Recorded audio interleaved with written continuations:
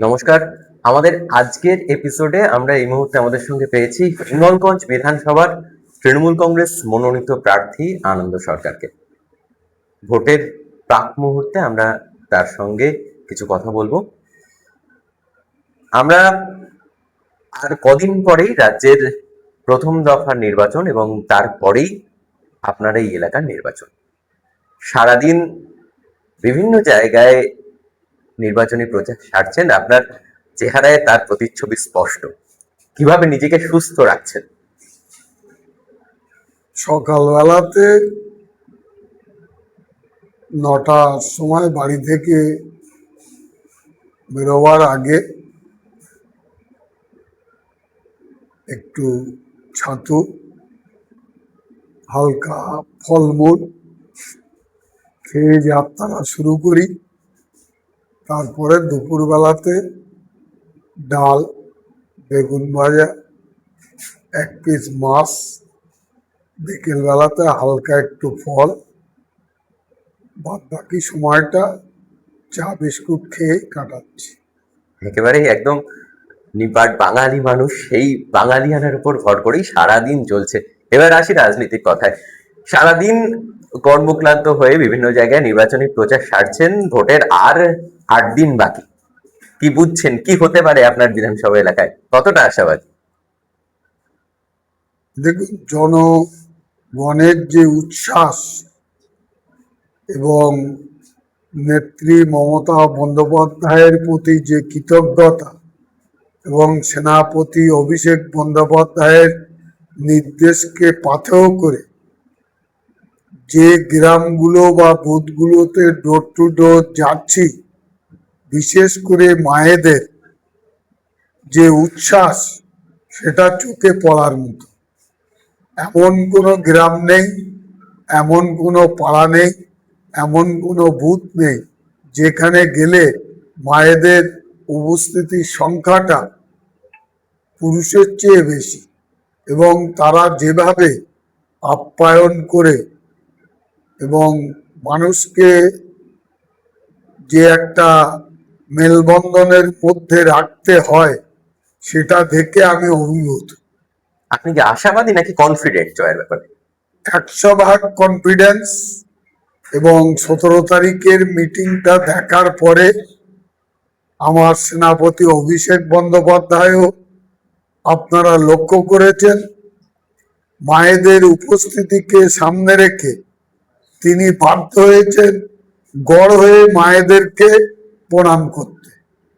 তথাপি আমিও যখন আমার প্রার্থী পরিচিতি নিয়ে উনি বলছিলেন, আমার লং টাইম যে রাজনৈতিক জীবন, সেই প্রেক্ষাপটের উপরে দাঁড়িয়ে তিনি যখন ব্যাখ্যা করছিলেন, আমিও অভিভূত হয়ে গেছিলাম, আপ্লুত হয়ে গেছিলাম।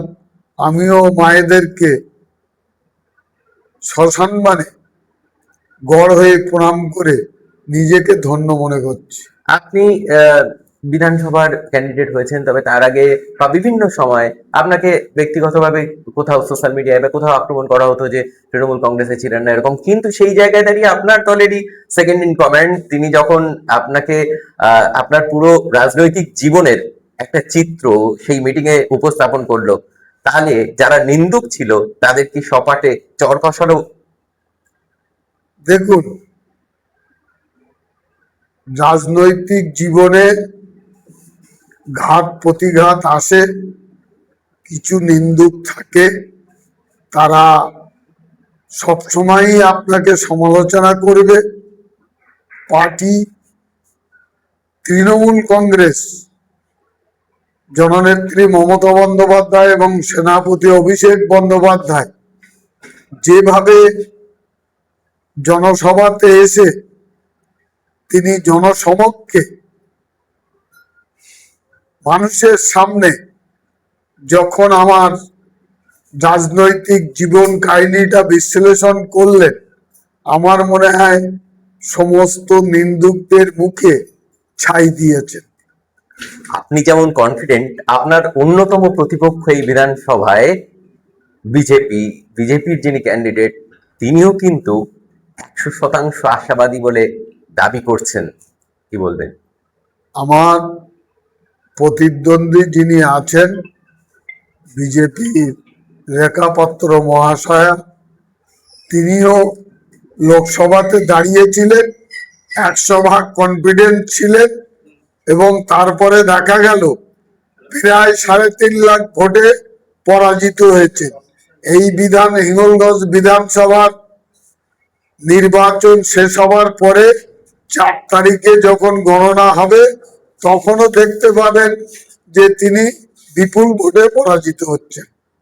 বিভিন্ন জায়গায় হিঙ্গলগঞ্জে মানুষ যেমন আপনাকে সমর্থন দিচ্ছে, তবে বিভিন্ন জায়গায় কিন্তু এরকম কিছু প্রতিচ্ছবিও ভেসে উঠছে যেখানে রাস্তাঘাট, নদীর বাঁধ, পানীয় জল, বিভিন্ন সমস্যা আছে।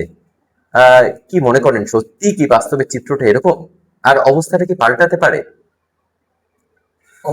অবস্থাটা অবশ্যই পাল্টাবেন, কারণ সেনাপতি অভিষেক বন্দ্যোপাধ্যায় নিজের কাঁধে দায়িত্ব তুলে নিয়েছেন হিঙ্গলগঞ্জ মানুষের সুখ দুঃখের ভাগিদার হওয়ার জন্য, এবং আমাকে নিমিত্ত মাত্র প্রার্থী করেছেন দিদি 294টা কেন্দ্রেরই প্রার্থী, এবং উন্নয়নের নিরিখে সমস্ত দায় দায়িত্ব সেনাপতি অভিষেক বন্দ্যোপাধ্যায় তার নিজের কাঁধে তুলে নিয়েছে, এবং টাইম টু টাইম যাতে আমার সঙ্গে যোগাযোগ থাকে সেটাও তিনি মঞ্চে ঘোষণা করেছেন।